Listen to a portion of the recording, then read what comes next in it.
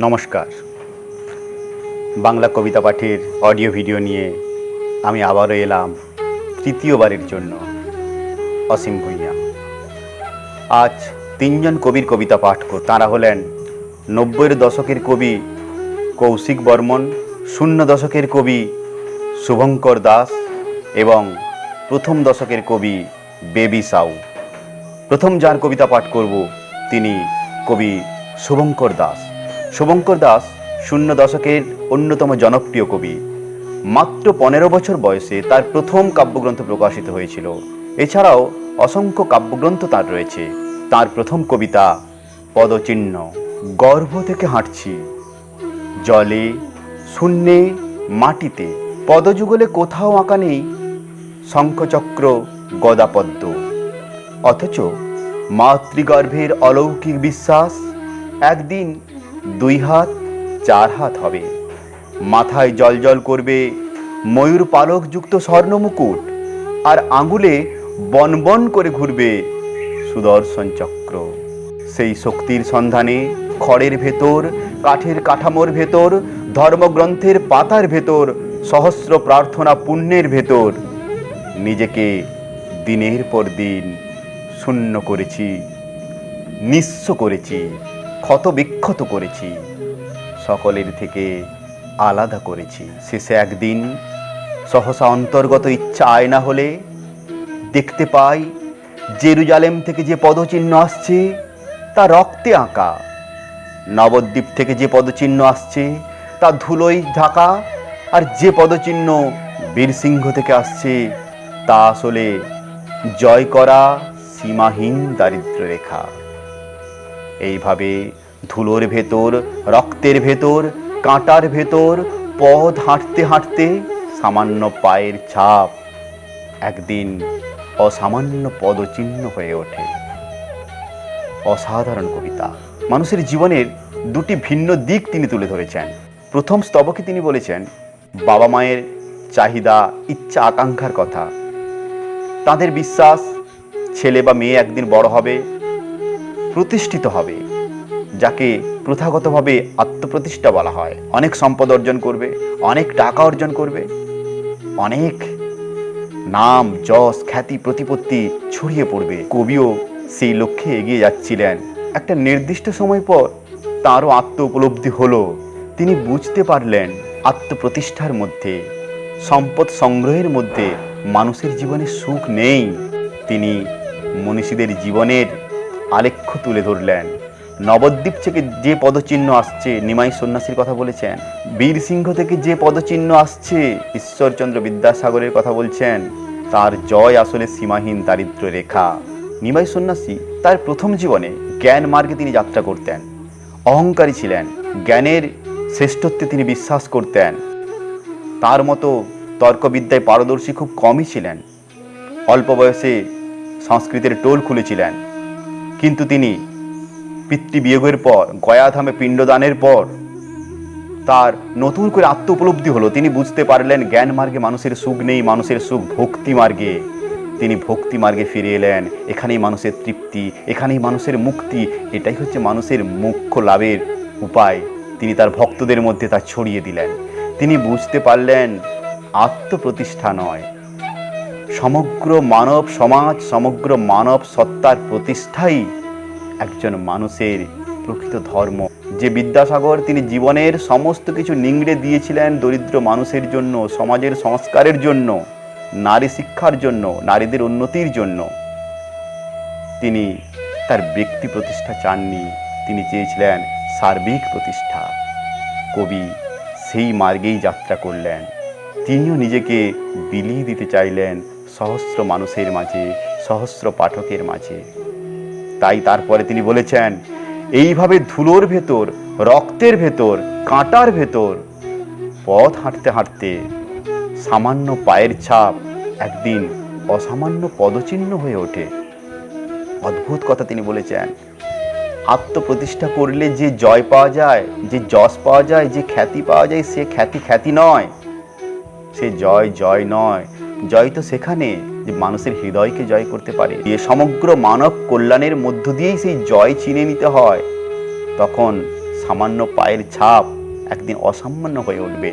মানুষের মধ্যে তিনি চিরকাল অমর হয়ে যাবেন।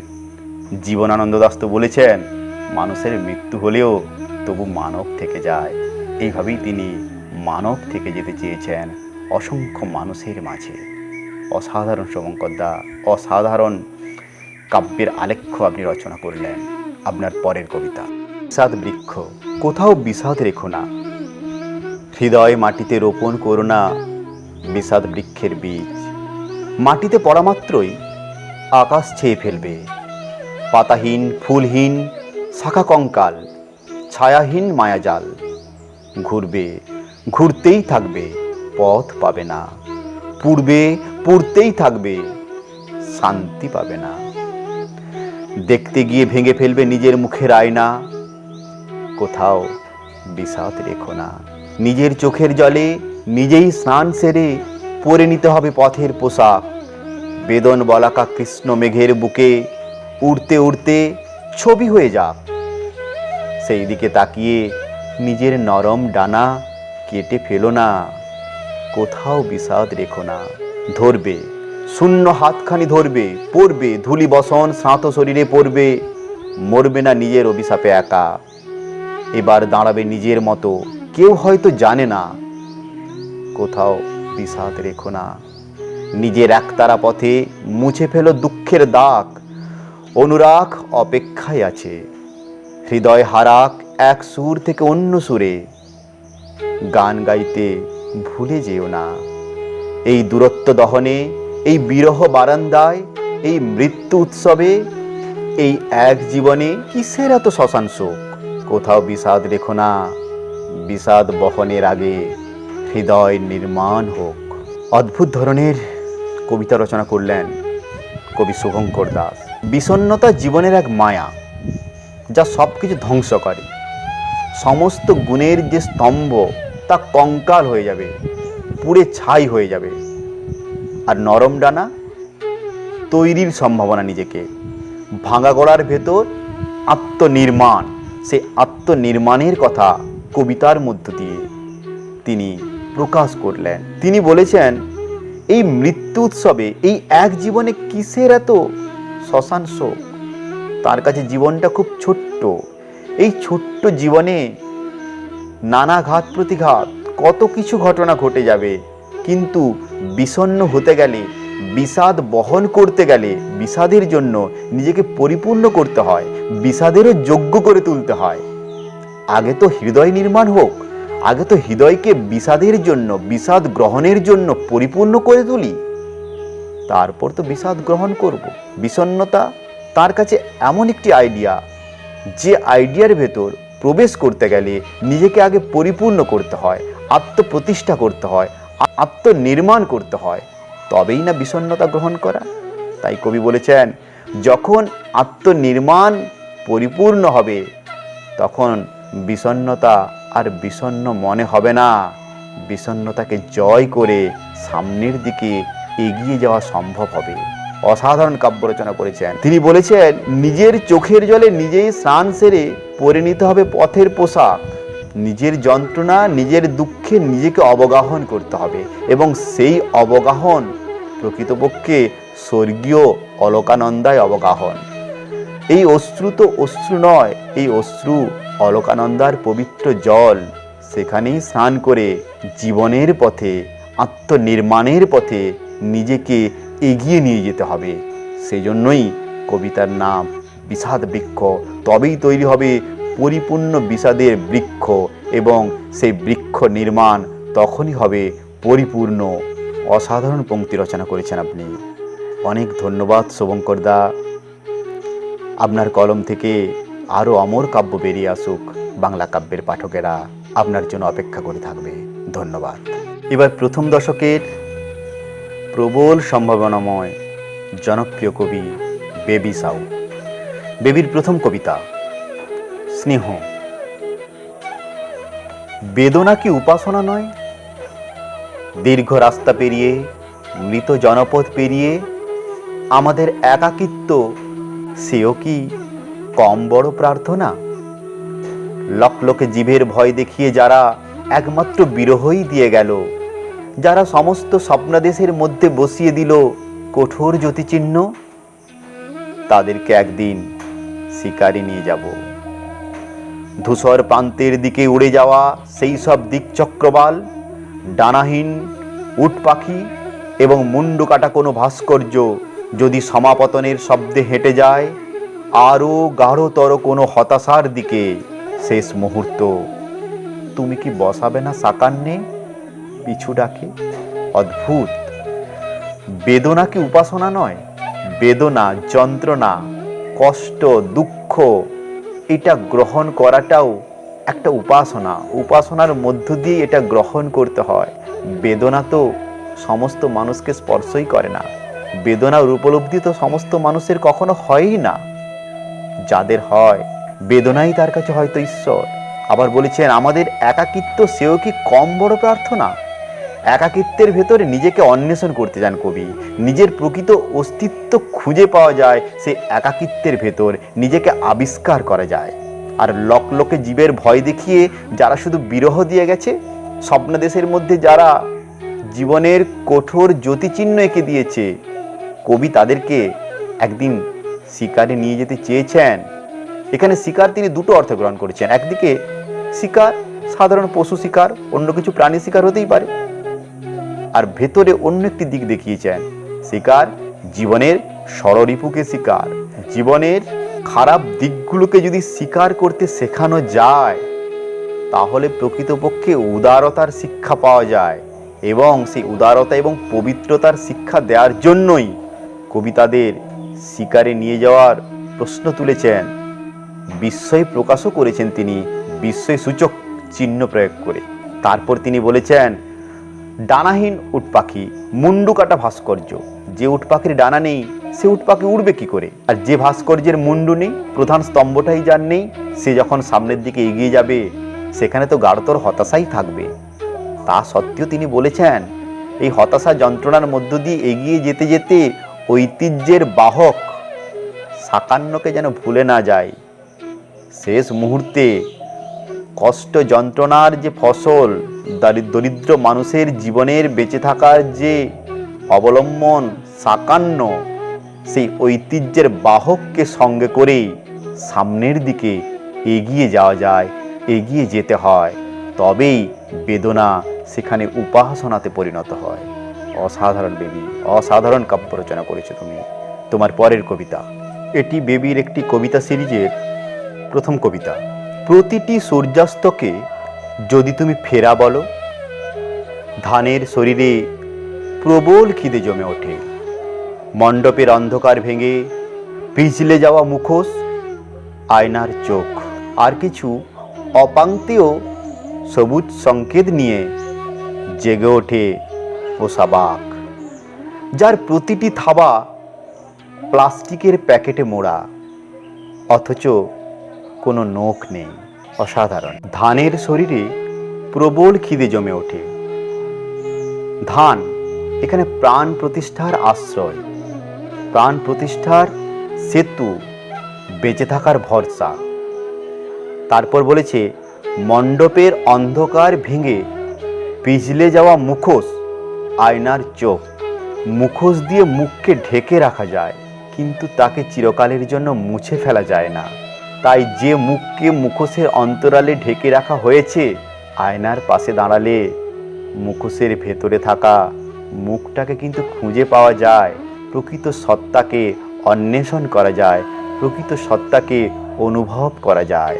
পরে বলেছেন, যার প্রতিটি থাবা প্লাস্টিকের প্যাকেটে মোড়া, অথচ কোনো নখ নেই। বাঘের থাবা প্লাস্টিকের প্যাকেটে মোড়া, কোনো নখ নেই। বাঘ হিংস্র প্রাণী, জান্তব জীবন। হিংস্রতার আপাত আড়ালে একটি নিরীহ কোমলতা লুকিয়ে থাকে।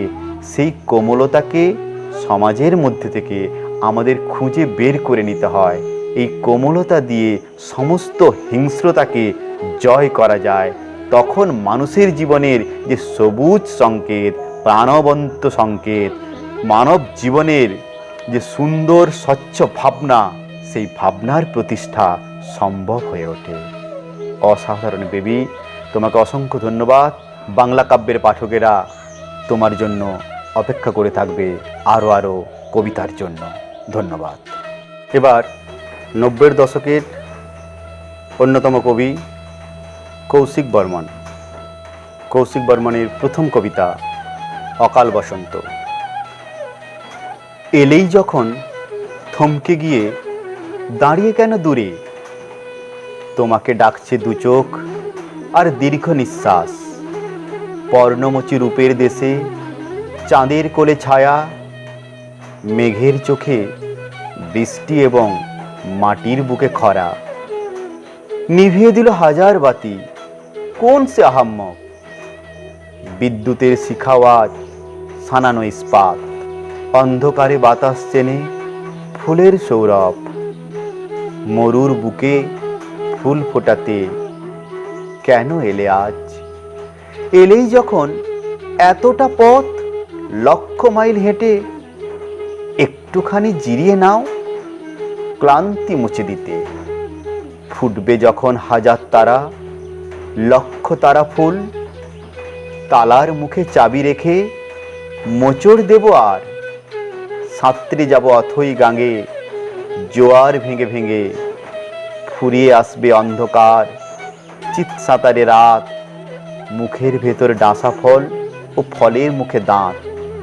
কে কাকে খায় কেউ জানে না, কিন্তু আমি জানি। শেষ প্রহরে ভাটার টানে হঠাৎ মেঘ ও মাটি, কেউ কারো না, একলা সবাই যেমন ছিলাম বেশ। যে যার মতো আমরা বাঁচি এবং মরে যাই, তাই বলে কি ফুল ফোটে না নিষিদ্ধ পল্লীতে? অদ্ভুত, অন্তমিল নেই সব ক্ষেত্রে, অথচ অন্তমিল এবং ছন্দের একটা অদ্ভুত আবহ রচনা করেছেন আলোচ্য কবিতার মধ্যে কবি। এবং ভাবনাতে তিনি দেখেছেন জীবনের একটা অদ্ভুত বন্ধন থেকে বেরিয়ে আসতে চেয়েছেন। তাই তিনি বলেছেন, তালার মুখে চাবি রেখে মোচড় দেব।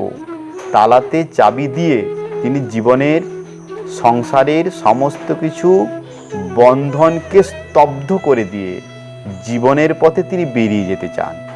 তার পরের দু লাইন অসম্ভব একটি দিক তিনি তুলে ধরেছেন। মুখের ভেতর ডাঁসা ফল, ফলের মুখে দাঁত।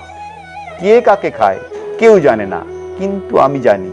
ডাঁসা ফল খুব সুস্বাদু ফল। যখন মানুষ খাচ্ছে তখন ফলটা তাকে খাচ্ছে না, সে ফলকে খাচ্ছে, সেটা সবসময় বোঝা যায় না। তার কারণ অনেক সুন্দর সুস্বাদু ফল তার নেশা ধরিয়ে দেয়। সেই নেশা হয়তো সেই মানুষটাকেই গ্রাস করে ফেলে। বলা তো যায় না সেই ডাঁসা ফল কোনো মৌহা ফল নয় তো। কারণ কৌশিকদার হৃদয়ে তো বোধহয় মৌহার গন্ধ লেগে থাকে। তাই সেই মৌহা ফল হয়তো কবিকে গ্রাস করে ফেলেছেন এবং সেই গ্রাস তার কাব্য ভাবনাকে সমৃদ্ধ করে তুলেছে। তিনি শেষে বলেছেন, যে যার মতো আমরা বাঁচি এবং মরে যাই, তাই বলে কি ফুল ফোটে না নিষিদ্ধ পল্লীতে? বাঁচা এবং মরা তার যে সন্ধিক্ষণ, জন্ম এবং মৃত্যুর মাঝে যে পথ চলা, সেই পথে কিছু তো শান্তি থাকে, কিছু তো সুখ থাকে, কিছু তো ভালো দিক থাকে। নিষিদ্ধ পল্লীতে যে যৌনকর্মীরা থাকেন, তাদের হৃদয়ে কি ভালোবাসা নেই? তাদের হৃদয়ে কি একটু সুখ নেই? তারাও হয়তো ক্ষণিকের সুখ অনুভব করে এবং সেই ক্ষণিকের সুখ তার স্মৃতির সরণি বেয়ে কালোত্তীর্ণ হয়ে হয়তো চিরকালীন হয়ে যায়। তার খোঁজ আমরা হয়তো কেউ রাখি না, তার খোঁজ রাখে কেউ হয়তো। অসাধারণ অসাধারণ কাব্য রচনা করেছেন আপনি কৌশিকদা। আপনার পরের কবিতা নদীর কাছে কবিতার কাছে। কবি এটি উদ্ধৃতি দিয়েছেন, আবর্জনা জলের উপরে ভাসে, বয়ে যাওয়া নদী পবিত্র থেকে যায়। কেউ সেই জলে ঈশ্বর পূজা করে, সেই জলে কেউ চিতার আগুন নেভায়। বিশ্বের মলিনতা থেকে উঠে নদীর জলে পাপ রেখে কেউ যায়। নদী সব পাপ একা বুকে নিয়ে হাঁটে, সব পাপীরাই পুণ্যের ফল পায়। আমিও আমার পূর্ণতা খুঁজে পেতে চুপচাপ এসে নদীর কিনারে থামি। নদী গান গায় নিরুচ্চারিত লিপি, আমি তার কথা মননে লিখে রাখি। লিখতে লিখতে যন্ত্রণাগুলো সব সাদা ওড়নায় কবিতার নদী হয়। নষ্ট শরীরে সেই নদী বুকে নিয়ে কবিতার কাছে নত জানু হয়ে যায়। অন্তমিলযুক্ত অসাধারণ কবিতা রচনা করলেন কৌশিকদা। নদী সব পাপ বুকে নিয়ে হাঁটে, আর সব পাপীরাই পুণ্যের ফল পায়। অর্থাৎ জীবনে এমন কেউ আছে নদীর অন্তরালে, যে সব কিছুকে গ্রহণ করতে পারে, সব কিছুকে সমস্ত পাপ পুণ্য গ্রহণ করে তিনি মানুষকে মুক্তির পথ দেখাতে পারে। সমর্পণেই মুক্তি। ঈশ্বর এখানে কোনো কল্পিত ঈশ্বর নয়। কেউ সেই জলে ঈশ্বর পূজা করে, সেই জলে কেউ চিতার আগুন নেভায়। ঈশ্বর এখানে বিবেক। সেই নদীর জলে কেউ বিবেকের পূজা করে, আবার সেই নদীর জলে চিতার আগুন, জীবনের শোককে কেউ হয়তো নিভিয়ে দেয়। সমস্তটাই বিবেকের এপিঠ আর ওপিঠ। শেষের দিকে তিনি বলেছেন, সাদা ওড়নায় কবিতার নদী হয়, নষ্ট শরীরে সেই নদী বুকে নিয়ে কবিতার কাছে নতজানু হয়ে যায়। কবিতা এবং নারীকে তিনি একাত্ম করেছেন এখানে। সাদা ওড়নায় কবিতার নদী হয়। সাদা শান্তির প্রতীক, প্রথাগত প্রতীক এটা। ওড়নার প্রসঙ্গ, ওড়নার অনুষঙ্গ আসার সঙ্গে সঙ্গে কবি হৃদয়ের কল্পিত প্রিয়া অথবা বাস্তবে থাকা কোনো নারী, যে হয়তো হারিয়ে গেছে নদীর স্রোতে, সময়ের স্রোতে, তার অনুষঙ্গ রচনা করেছেন কবিতার মধ্য দিয়ে অদ্ভুতভাবে। নদীর জলে তার হারানো প্রিয়ার শরীরের গন্ধ লেগে আছে। শেষে বলেছেন, কবিতার কাছে নতজানু হয়ে যায়। কবিতা তো সেই নারী, কবিতা তো সেই হারিয়ে যাওয়া প্রেমিকা। তার কাছে নতজানু হয়ে নদীর পাশে বসে থাকি চিরকালের এক অন্বেষণ নিয়ে। অসাধারণ, অসাধারণ কৌশিকদা, আপনাকে অসংখ্য ধন্যবাদ। আপনাদের যদি কিছুটা ভালো লেগে থাকে তাহলে নিশ্চয়ই আরও কয়েকজন কবির কবিতা পাঠের অডিও ভিডিও নিয়ে আমি নিশ্চয়ই আবারও আসবো। সবাই ভালো থাকবেন, ধন্যবাদ।